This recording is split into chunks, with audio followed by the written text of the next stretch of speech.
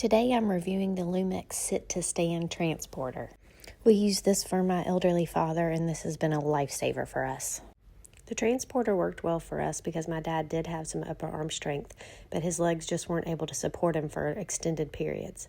Using the transporter helped us to get him short distances, like from the bathroom to his bed or from his bed to his chair. It has locking mechanisms on the wheels to give you more stability. The way it works is the patient slides their feet onto the bottom of the transporter.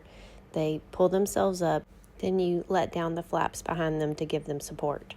This allows them to rest their knees on the knee pads in the front. To release the pads, all you have to do is pull out this ring and it releases the pin, and then you're able to manipulate the pad up or down.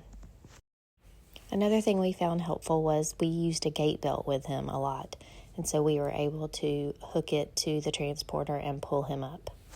The assembly did take us a little bit of time, but it was pretty straightforward. This is definitely one of my favorite purchases we've made for anybody who has an aging parent. It's been just very helpful for us, and I'm so glad we purchased it. If you found this helpful, please like and subscribe to our channel.